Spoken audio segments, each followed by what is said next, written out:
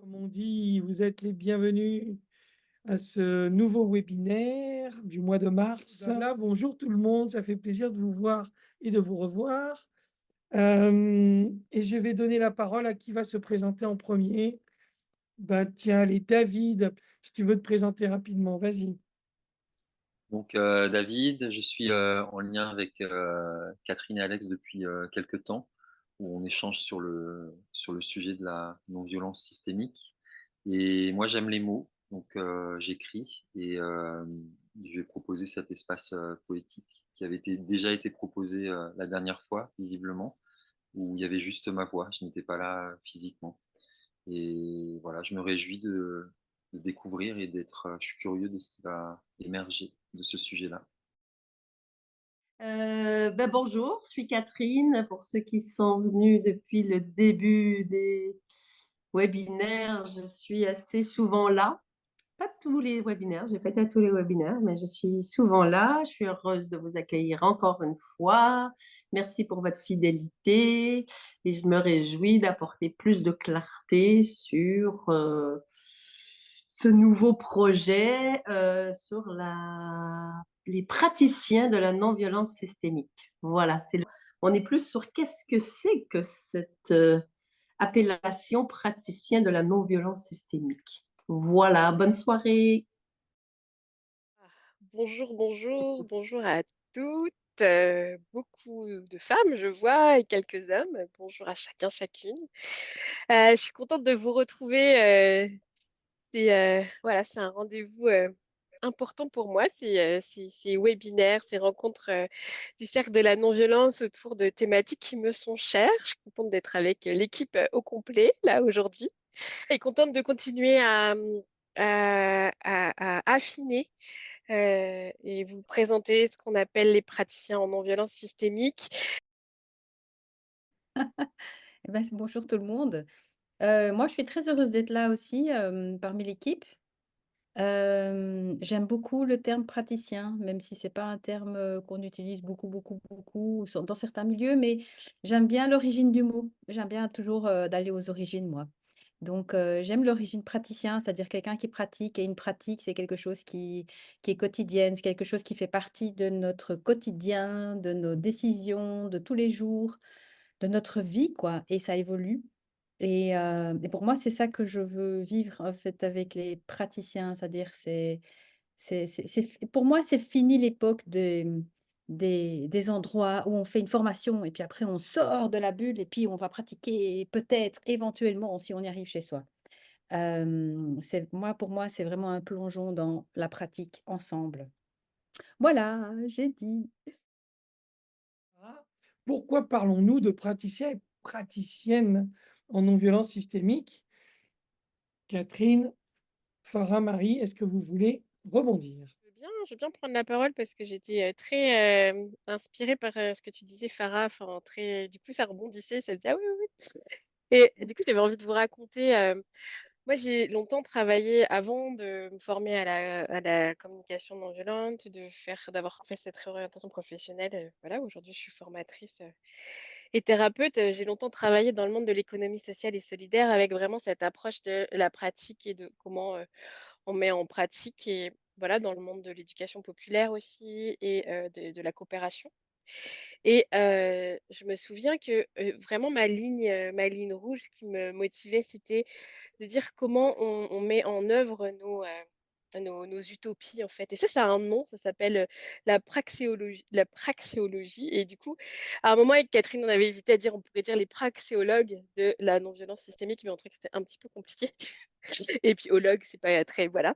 Mais vraiment, c'est cette idée, et je crois que c'est vraiment notre ligne par rapport à ce qu'on a envie de proposer dans ce cursus, c'est comment on met le zoom, quand on met la lumière à l'endroit de comment on met en pratique nos utopies dans la matière de façon pragmatique et de façon concrète. Et ce qui veut dire d'abord de se regarder, parce que pour pouvoir mettre en pratique et voir comment on va fonctionner ensemble et dans les différents systèmes voilà, qui sont nombreux. Ça nécessite de se regarder et de regarder ces écarts qui existent entre ce qu'on a envie de vivre, nos utopies, et la réalité de ce qu'on est en train de vivre et comment on réduit ces écarts pour faire de la praxéologie. non violente. Voilà, j'avais envie de partager ça parce que ça me touche de voir, combien, dans mon parcours, professionnel et dans cette quête, il y a toujours eu comment on met ces 2 ensemble le plus, possible. Voilà, j'avais envie de partager ça déjà et Catherine, je te passe le relais. Ben, très inspirée, ouais, inspirée par vos 2 visions. Ce que je peux rajouter pour pas être redondante, oui, j'aime bien quand Farah, tu dis, c'est pas on a une bulle. Moi, je vois que des fois, ah, je viens ici en formation parce qu'ici, les gens sont gentils et j'aime ces gens. À l'extérieur, les gens sont méchants. Ah, il y a quelque chose où je trouve ça triste. Je leur dis, mais vous dépensez plein de fric pour venir passer des bulles et être dans un genre de protection, de confort. Mais la vie, c'est pas confortable. Et vivons avec cet inconfort qui nous meut. Et j'écoutais Fabrice Vidal, que j'aime beaucoup, qui m'inspire, qui disait, mais ce monde occidental qui veut tellement de confort et penser qu'on peut être calme. Comment peut-on être calme dans un monde comme le nôtre? Et l'angoisse, elle naît du fait on a conscience qu'on va mourir. Donc, à chaque instant, la vie est dangereuse, c'est chouette. Donc, cette angoisse, elle devient handicapante quand on y croit et qu'on veut qu'elle soit plus là. Mais voilà. Donc, comment on chemine avec ce choix de la non-violence? Et du coup, cheminons ensemble et empuissançons-nous et du coup, praticiens, parce que pour nous, nous avons envie de sortir d'un paradigme métier, un paradigme formateur, un paradigme, voilà, qui aurait déjà un formateur, il fait ça, et du coup, on pratique comme ça. Mais la non-violence, c'est quelque chose de profondément humain et de profondément un choix qui appartient à tout le monde. On n'a pas besoin d'être certifié, tu es non-violent, tu es pas non-violent. Et du coup, notre parcours, c'est pas d'après que vous allez avoir un tampon, tu es praticien. C'est juste qu'on se reconnaît entre nous d'être des gens qui cheminent avec cet élan de vie. Voilà, qui sont conscients qu'on vit dans un monde où il y a plein de violence et que j'en ai à l'intérieur de moi et qu'à chaque instant, je peux faire des choix. Voilà, tout simplement. Avec une vision systémique, c'est-à-dire méta, qui est capable de voir les jeux invisibles qui se jouent à l'intérieur et à l'extérieur de moi et où est-ce que j'ai envie de contribuer, de pas contribuer et de quelle manière et où j'ai des talents aussi, où je peux mettre en lumière mes talents, ma singularité pour être au service d'un monde qui est riche et fort de sa diversité. Parce que la monoculture de l'esprit, je viens toujours à ça, la monoculture de l'esprit, la monoculture de... ça tue le vivant. Voilà, je m'arrête là, parce que je pourrais parler pendant 2 siècles et demi. Est-ce que vous voyez des praticiens, praticiennes qui pourraient être avocats, instituteurs ou juste retraités ou est-ce que praticien, praticienne pour vous, c'est quelqu'un qui va s'engager à pratiquer quelque chose? La réponse est dans la question.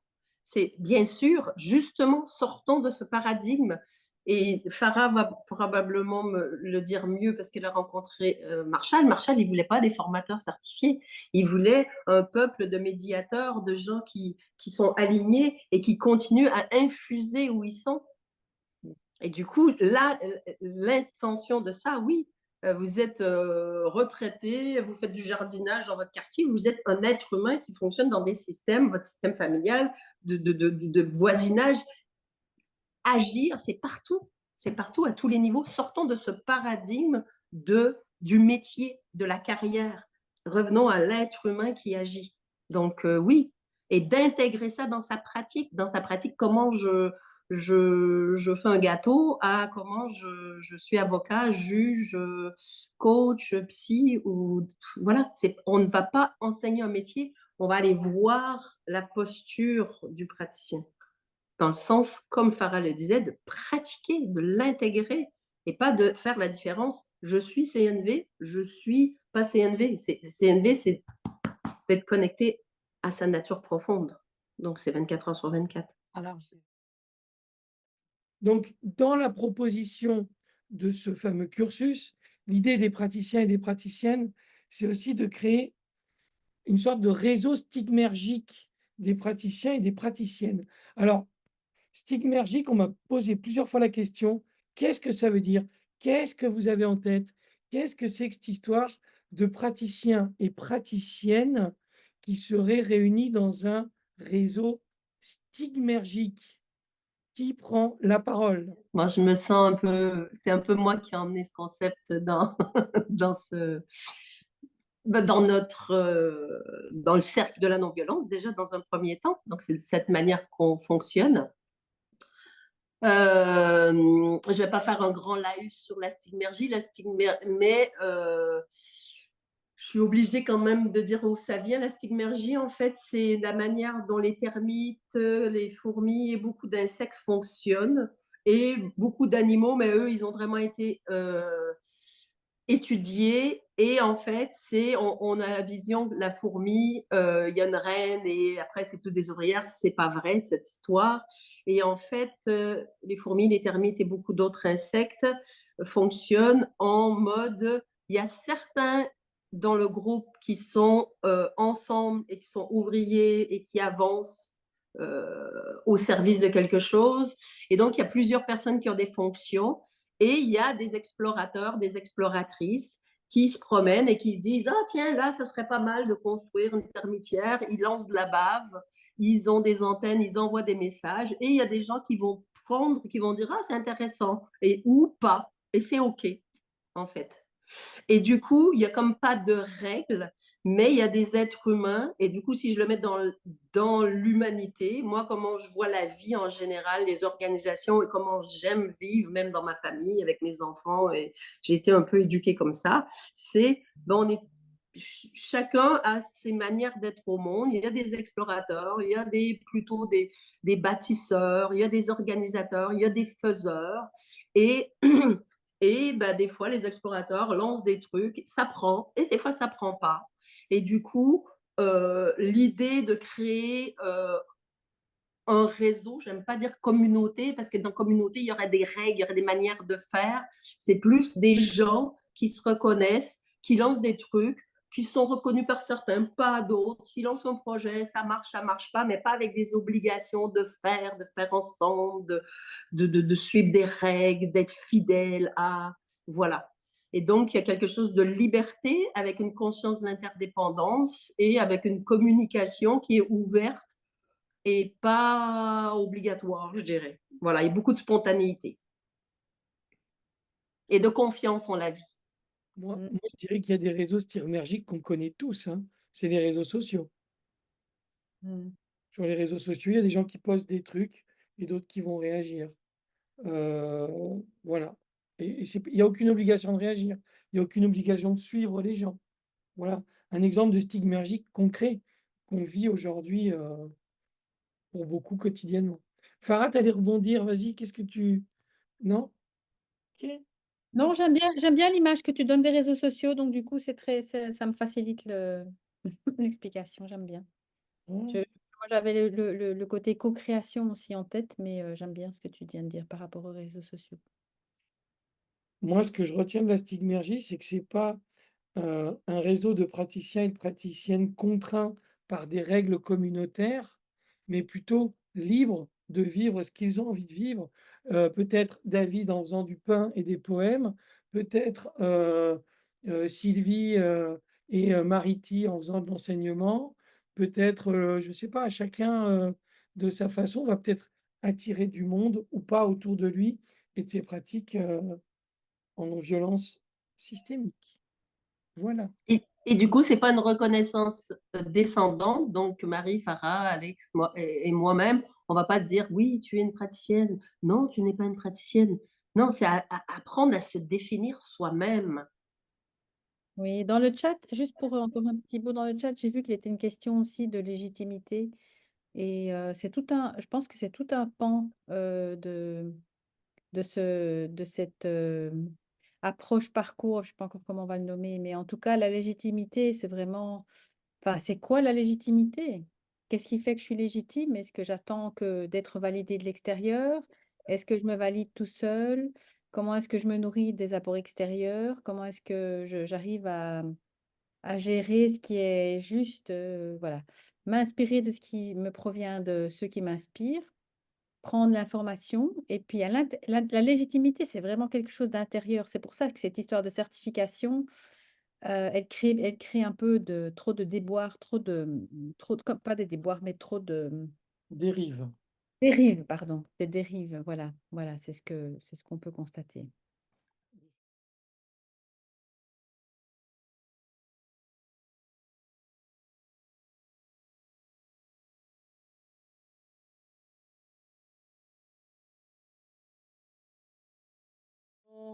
J'espère que vous avez passé un agréable moment dans vos sous-groupes. Personne.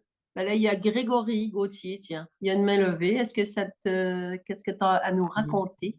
En fait, j'ai levé la main, c'était pour tester surtout le. Ok. Mais je peux Aussi. juste dire qu'en fait, pour moi, c'était pas évident de répondre à la dernière question, puisque je suis venu ce soir pour découvrir le métier de praticien en non-violence systémique, donc c'est encore un peu flou. Mhm. Oui, c'était pas évident de répondre à la dernière question, la 5e. Et c'était quoi déjà Voilà. la dernière question? La dernière Voilà. question, c'était en quoi suis-je déjà un ou une praticienne de la non-violence systémique? Hmm. Et Ok. est-ce que ça te va, Grégory, que je te pose une question? Oui, Du coup, tu as été capable de répondre à est-ce qu'il y a un talent que j'ai envie de partager ou que je me reconnais? oui, j'ai pu répondre à Alors, ça. est-ce que tu as envie de le partager? Et alors, j'ai parlé de l'écoute, OK. et voilà. Et est-ce que je continue sur les autres questions Non, mais du coup, voilà. Donc, l'écoute, ça contribue à quoi? Ouais. Ça contribue à peut-être faire ce que je disais, faire baisser le niveau de violence quand il y en a un, Mhm. Mhm. donc chez les autres ou en soi. Et c'est peut-être en ça Mhm. que ça contribuerait au système, à la Ben non-violence. ouais. Ben ouais. Ben voilà. Tu Voilà. vois? Mm. Donc, on est tous et toutes acteurs de violence et acteurs de non-violence. Et que ça a un impact, des fois de manière consciente et inconsciente. Et voilà, et du coup, ce parcours et ce entre guillemets titre qu'on s'auto-proclame, ou en tout cas qu'on peut à venir apprendre pour mailler, puis de trouver cet espace avec une vision un peu méta, ben, c'est d'aller voir justement où est-ce que j'agis déjà, hein, pour pas réinventer le truc, parce qu'on est tous des êtres humains avec ce potentiel. Et puis, euh, s'habituer à voir plus grand, à voir comment ça s'articule, les mécaniques et compagnie. Et Mm. là, juste avec 3 questions, que tu aies pratiqué, que tu aies appris ou que tu n'aies pas appris, déjà, tu vois qu'il y a des endroits dans des systèmes, toi, tu as ce talent d'écoute qui permet de peut-être faire descendre les tensions et permettre le dialogue ou quelque chose comme ça, c'est ça? Mm. C'est ça. Mm. Ok. Ben, merci. Merci à vous. Merci Grégory. Alors, il y a Lisa qui a aussi la main levée. Est-ce un accident, Lisa? Ou est-ce que tu veux nous partager quelque chose? C'est totalement volontaire. Ah, Et je connais il y a 3 personnes que j'ai vues qui étaient dans mon groupe qui ont levé la main. Je ne sais pas ce qui s'est passé entre-temps, mais je vous encourage après moi à relever la main si hem, moi j'ai été assez frappée par, enfin j'étais même très frappée par, le, la difficulté, et moi comprise, ben, qu'ont eu les personnes de mon groupe, à se lancer dans le mot talent, en fait. C'est ce qu'on a partagé entre nous. Il y a le mot talent qui nous a, bloqués. Donc moi, ce que j'ai vécu personnellement, c'est plus forcément de se dire: «Bon, bah, il faut dire quelque chose, donc qu'est-ce que je vais dire?» Et j'ai l'impression que c'est un petit peu ce qui s'est passé. Tout le monde a peut-être laissé passer quelqu'un d'abord pour, voir, ce qui était dit et de comparer ou je sais pas et au final, il y a eu des choses extrêmement, larges et presque abstraites et des choses très, très, très concrètes, que même l'une d'entre nous a qualifiées, de superficielles et artificielles et j'étais, ouais, surprise ouais, agréablement surprise de voir à quel point, bah, tous ces talents, en étaient et résonnaient de la même manière et j'ai trouvé ça très, très beau Ouais, voilà. Mais de toute façon, j'avais terminé. J'ai envie de laisser la place aussi. Mais voilà, c'était fou pour moi de me dire: «Mince, le talent, il y a c'est une forme vraiment une forme d'humilité, je sais pas trop, mais j'ai trouvé ça voilà, le fait qu'on se soit lancé, je me dis: «Bon, bah, en fait, on se rend compte que tout est un talent et qu'on n'en a pas que un d'ailleurs». Là, on en a choisi un, mais il y en a encore beaucoup et ça me rend encore plus curieuse de découvrir encore d'autres talents chez moi et chez les autres et voilà. Merci pour cette proposition. Merci à toi. Avec Les plaisir. filles, vous voulez réagir, rebondir avant que Heidi prenne la parole? Non, merci, j'ai envie d'écouter, moi, Cool. la... les autres. Eh ben, on va faire alternance, il y a parité ce soir, hein. Homme, femme, homme. Donc Heidi, ton micro est ouvert. Qu'est-ce que tu veux nous partager? Euh, ouais, moi j'ai envie de partager une prise de conscience vraiment assez profonde du fait que ouais, c'était par rapport au mot talent aussi. En fait, le talent, c'est dans plein de petites choses, dans des choses de la vie de tous les jours. Et c'est vraiment là où ça peut s'exprimer et qui vraiment alimente le système. Et voilà, quelque chose comme si tous ces petits gestes de tous les jours, gestes ou talents ou actions, ou je ne sais pas comment dire, vraiment contribuent à tout le système. Voilà, c'est cette prise de conscience que j'avais envie de partager. Donc, merci pour ça. Merci. Ouais, merci pour vos partages. Moi, je vois que ce qui me touche, et évidemment, on a un peu choisi exprès cette question-là, mais de voir combien c'est difficile de reconnaître ses talents et qu'en fait, c'est à un endroit où ça vient créer de la violence. Et moi, j'aime beaucoup ce proverbe africain, je crois, qui dit, voilà, si un poisson, enfin, je ne me rappelle plus exactement, mais l'idée, c'est si un poisson se compare avec un singe, et juste si on peut reconnaître les talents de chacun, déjà, c'est un premier acte, en fait, de non-violence.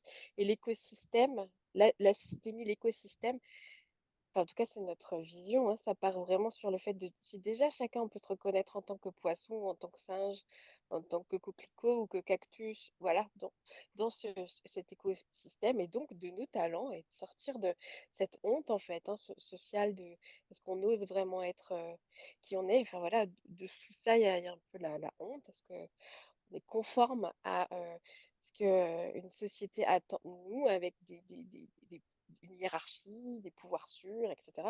Où est-ce qu'on sort de ça et on ose se regarder chacun là où on est dans notre singularité humaine et différente. Ouais. Et un talent, c'est pas nécessairement être le meilleur au monde, le meilleur pâtissier du monde. Il y a plein de gens qui ont le talent de pâtissier, pâtissière, et ils n'ont pas de médaille. C'est quand même un C'est talent. ça. Voilà. Le talent du poisson, c'est de savoir nager dans l'eau et respirer sous l'eau. Et c'est pas pour ça que c'est le meilleur poisson. Super. Et On tout a, le monde est un génie. on a Oui, plein c'est de ça. Merci propositions. Roxane de rafraîchir ma mémoire et de mettre une source plus fiable. Super. Merci. On, on continue. Merci à toi pour cette contribution, en tout cas. Et du coup, il y a Isabelle dont le micro est ouvert, si tu veux. Oui, est-ce que c'est bien moi? Oui, il n'y a pas Bien. d'autre Isabelle. Oui. Nous, dans notre groupe, ça a été, enfin, pour ma part, j'ai trouvé que c'était très joyeux et assez bon et doux d'entendre en fait les talents de chacun, même si on a un peu grincé aussi sur le terme talent pour certains. On a aussi reconnu qu'en fait, c'était la première non-violence, c'était de se reconnaître effectivement une singularité propre, quelque chose qui nous distingue et fait qu'on est unique et essentiel dans le groupe. Et on a eu la joie d'accueillir des grenouilles dans notre groupe parce que il y avait un d'entre nous qui était dans une yourte et les grenouilles étaient coincées à côté. C'était très drôle. Et voilà, elles étaient aussi dans le système. Voilà, mais juste pour dire que c'était, enfin pour ma part, j'ai eu beaucoup de joie à ce qu'on puisse s'entendre, écouter de chacun son talent propre. En prendre la mesure, ouais. Merci Isabelle. En tout cas, moi je suis touchée. Je veux bien juste te dire un petit mot par le côté célébratoire de découvrir les talents de chacun. Et ça me relie toujours à cette, comment dire, cette chose qui nous mobilise et qui nous motive. C'est en tant qu'être humain, on a tellement envie de contribuer on a tellement envie de contribuer, servir, alors servir l'autre, mais servir l'ensemble, que quand on voit que quelqu'un a un talent et qu'on le célèbre, on peut voir en quoi il contribue pour nous et en quoi nous, on peut contribuer. Et donc, on revient dans cet espace où il y a de l'échange, Oui, ça circule, ouais. ça circule Mm. et on peut construire ensemble. Voilà. Je voulais juste nommer le côté célébration des talents.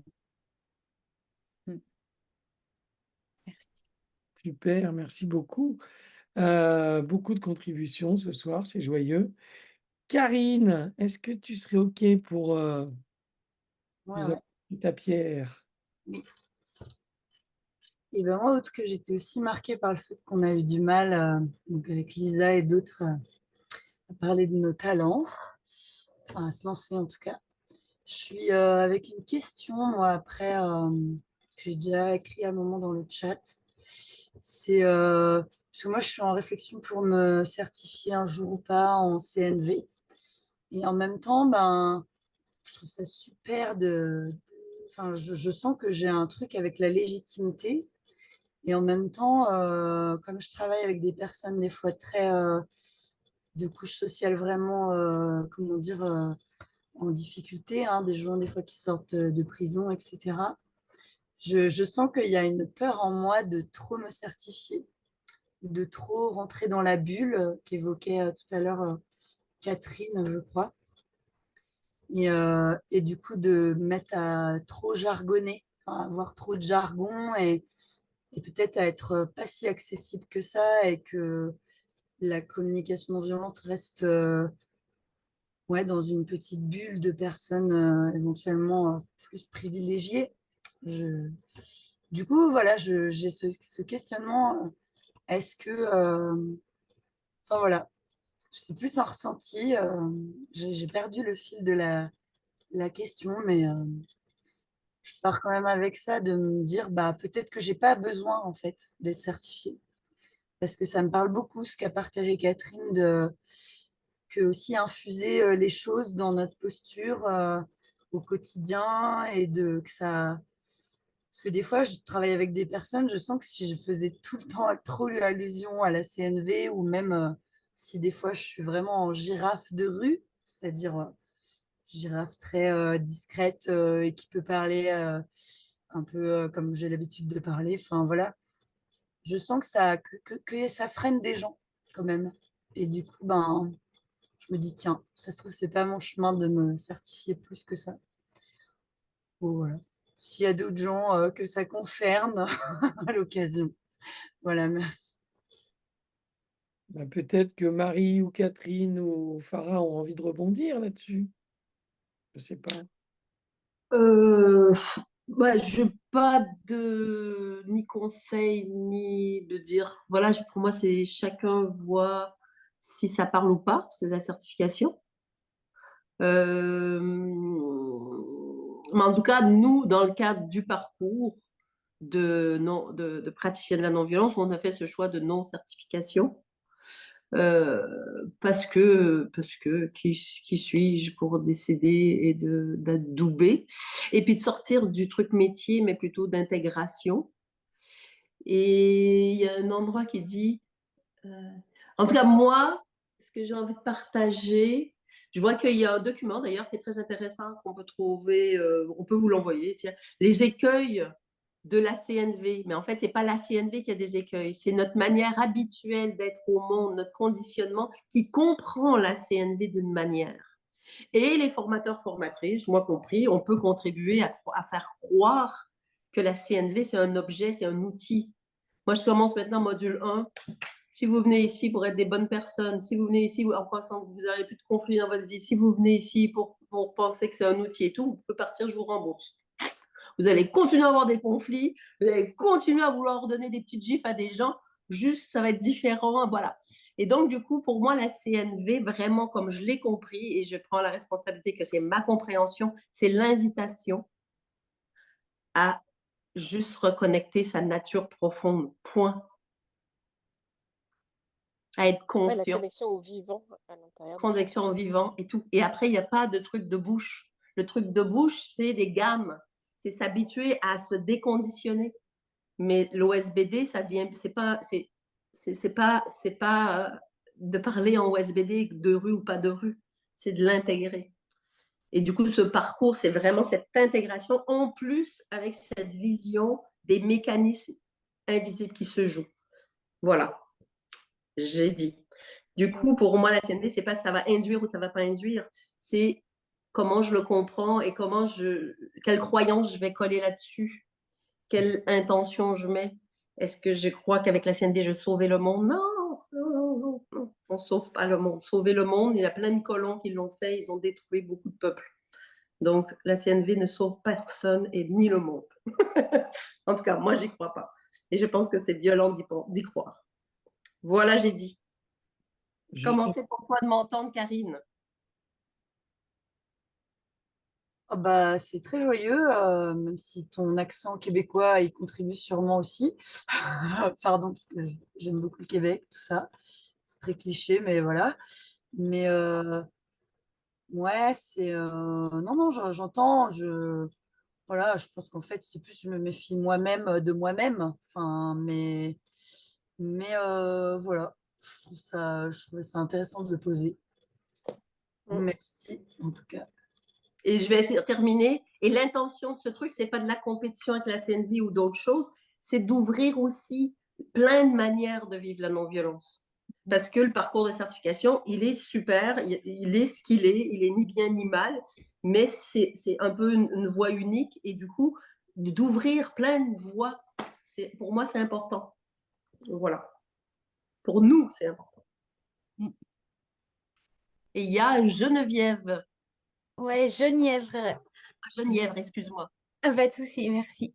Ouais, moi, je vois que j'ai eu de l'amusement sur le démarrage de notre groupe parce qu'en fait, on a passé presque 10 minutes à comme créer un accord de groupe sur comment on avait envie de fonctionner par rapport à la proposition. Et en fait, je crois que j'ai bien aimé. Il y a une part de moi qui se régale de ça, de dire comme il n'y a pas la hiérarchie, de dire ok, vous allez faire comme ça et nous on fait comme ça, quoi. Et qu'il y avait vraiment du goût dans mon groupe de se dire tiens, comment on fait et voilà, est-ce que quelqu'un prend soin du temps? Et moi je me disais ouais, mais prendre soin du temps, c'est déjà presque prendre du pouvoir parce que du coup, voilà. Et donc comment on fait avec tout ça? Il y avait une proposition qui émanait, qui était différente. Et comment on fait? Et est-ce qu'on prend le temps d'écouter? Et voilà. Et donc il y avait d'essayer de co-construire quelque chose qui donne une place épanouissante à chacune, puisqu'on était des femmes. Et voilà, comment on crée cet espace dans un temps imparti, parce que là, on avait un temps court. Donc, on a finalement fait un choix de passer 10 minutes à créer quelque chose qui n'était pas complètement complet, qui était parfaitement incomplet, quoi, et de faire que 4 minutes chacune. Et voilà, et j'ai à la fois de la joie à ça, de dire ah j'adore vivre ça en fait, co-créer ensemble des espaces d'harmonie et de place pour chaque personne. Et à la fois il y a toujours la question du temps et de l'énergie que ça prend et comme un grand mystère de comment on fait pour faire ça tout en gardant de la légèreté et de la simplicité. Voilà, c'est bon. Ah, moi, je veux bien réagir. Euh, Moi, ce que j'aime dans ce que tu dis, Genièvre, c'est que ça me rappelle l'importance. Alors, ça va peut-être être un lien avec la question, enfin l'intervention d'avant. Pour moi, l'importance qu'on réponde à une question ou pas, qu'on ait des réponses, qu'on ait de la clarté ou pas, qu'on ait envie de se certifier ou pas, qu'on ait envie de faire un chemin ou l'autre, moi, je reviens toujours à la conscience de quel endroit je fais ça. Et là, ce que tu nous illustres, c'est de quel endroit, comment on va se faire vivre, de quel endroit pour répondre à la question. Et pour moi, ça, c'est un retour essentiel. Ça change tout. Ça change tout. Voilà. Et le but n'était pas évidemment de répondre à la question de manière aussi claire et précise et tout ça. On peut le faire, on peut tous le faire, je pense. Mais ce qu'on a perdu l'habitude de faire, c'est ce que moi je vois ce que vous avez fait, c'est réfléchissons de quel endroit on a envie de répondre, parce que ça colore tout le reste. Donc, merci. Merci pour ça. Mm. Alors, je vais faire un petit ajout pour témoigner. Catherine Brunel, ici présente, a révolutionné ma façon d'animer les formations. Parce que moi, je commençais toujours les animations par c'est quoi vos objectifs? Avec quoi vous voulez repartir? Et Catherine, elle me dit, mais arrête de faire ça. Demande-leur qu'est-ce qu'ils ont envie de vivre, qu'est-ce qu'ils ont envie de se faire vivre. Et tu vois, ça rejoint ce que, enfin, pour moi, hein, ça rejoint ce que tu viens de dire. Quand on commence un atelier ou quoi que ce soit, en demandant aux gens qu'est-ce qu'ils ont envie de vivre là maintenant, ça change absolument tout. Et si je reviens à mes gros principes sur l'efficacité, blablabli, blablabla, ben en fait, c'est génial parce qu'on arrive souvent beaucoup plus loin que quand on commence par des objectifs. Voilà. Merci pour tout ça, Geneviève et Farah. Et Catherine, que j'aime et que j'adore. Ben, du coup, Karine, tu as le micro ouvert. Oui, On oui, t'écoute. j'avais fait la main juste pour vous dire que enfin, pour moi, c'était très joyeux. Au début, j'ai été perturbée aussi par la question. Et puis finalement, voilà. Mais c'était très joyeux de me poser la question, en quoi je suis déjà un praticien de non-violence systémique et de découvrir en fait que pour chacun de nous, il y a déjà des choses en fait petites, mais qui sont organiques et qui sont vivantes en fait. Et c'était joyeux vraiment de mettre le focus là-dessus et de prendre conscience de ça, moi, ça nourrit en moi de la confiance, vraiment, de la confiance. Donc, merci pour cette question. Génial. Merci beaucoup à Pour vous le témoignage. et votre témoignage. Vous savez que mon job, moi, c'est de regarder le temps. Et on est top dans le timing. Je ne vois plus de main levée. Ah, Ben, moi, je peux dire que j'ai pris beaucoup de plaisir à lire le fil de discussion. En fait, d'habitude, je ne le fais pas, mais cette fois-ci, je me suis prise au jeu et j'ai trouvé hyper agréable de voir la diversité des engagements de chacun, des métiers et comment avoir l'envie de s'approprier voilà, les processus. Voilà, et j'étais ravie d'être avec vous encore une fois. Je trouve ça fluide, léger. Ça me plaît. Voilà, j'ai dit. Ouais, quand tu disais à Alex tout à l'heure, cette question de qu'est-ce que j'ai envie de vivre, plutôt de quel est l'objectif, c'est vraiment de quel endroit ça part. Et, et pour moi, ça reparle de. Ben, je reviens avec ce que je disais au début, quoi. Nos utopies, qu'est-ce qu'on, moyen on se donne pour les vivre ici et maintenant, dans ben voilà, dans la réalité telle qu'elle est, et elle est faite de contraintes, d'endroits qui grattent, de contraintes de temps, de cadres, d'un certain nombre de choses, et voilà, comment on garde la ligne de ce qu'on a envie de vivre, de ce qu'on a envie de vivre ensemble, sans se laisser embarquer dans nos conditionnements, croyances, peur de manquer, de ne pas y arriver, de ne pas faire comme il faut. Ah, voilà, invitation à se détendre sur le chemin de ce qu'on a envie de vivre ensemble. Entre communautarisme et universalisme, qui ont des ombres et des lumières, je pense que si on prend la lumière des deux, ben, ça crée quelque chose de l'hybridationnisme organique. Voilà. bon, vous voyez ce qui vous attend. Vous voyez ce qui vous attend. Bon, ben, avec D'hybridationnisme ça. organique. D'accord. Merci, Oui, du coup, Catherine. c'est important pour Organique. nous quand même de conclure en disant que praticien en non-violence systémique, ce n'est donc pas un objet fini, mais un objet vivant, avec voilà, de l'organique, de la créativité et Ça, pour être C'est la vivant, surprise. je confirme que tu es vivant. Vivian, pas tout à fait identifié, mais quand même, on passe d'être. Voko est livide, immobile. Voko est enfermé dans sa tour de terre et de flammes. Son regard est fixé devant elle, un mur vide, trop plein de ses déceptions et de ses peurs. Voko se transforme peu à peu en statue, vouée à rester ainsi, ici, à jamais, pense-t-elle. Le monde des hommes est trop complexe, trop dur, trop violent. Alors un jour, elle a décidé de tout quitter, de ne plus croire et d'attendre que l'âme, or, vienne l'accueillir. Elle ne voit plus ce qui est là, tout près, ni le ciel bleu au-dessus des nuages, ni la feuille de route de sa vie, posée là, à ses pieds. Son index pointe une direction, mais elle ne sait plus ce que cela signifie. Son index pointe une destination, mais elle ne se souvient plus. Son index pointe son cœur, là, juste là, où réside la clé, toutes les clés. Mais le temps a effacé cette évidence que l'essentiel est invisible pour les yeux et que l'on ne voit bien qu'avec le cœur. Sous ses pieds, des racines ont poussé. Elles rejoignent l'arbre terre, le père soleil, la mère lune. Là où sont les nourritures invisibles des humains. Mais beaucoup d'entre eux l'ont oublié, alors l'arbre se cache, fuyant les flèches d'inconscience, de jugement, de sentence qui parcourent les esprits et qui orientent parfois les pensées et les actes. Et pourtant, le temps est venu. Les orgues célestes projettent leur mélodie de confiance, de douceur et de curiosité. Ce monde a besoin d'artisans, prêts à œuvrer au retournement, prêts à accompagner la vague de beauté qui s'en vient. Pour construire le voilier, capable de voguer sur les flots d'un nouvel horizon, toutes les mains sont utiles. Le moindre regard posé, le plus petit des sourires offerts, la plus infime des caresses, participent aujourd'hui à l'avènement d'un monde en paix. Voko respire à cet instant un peu plus fort. Son cœur se met à battre plus vite. Est-ce l'âme or qui enfin vient la chercher?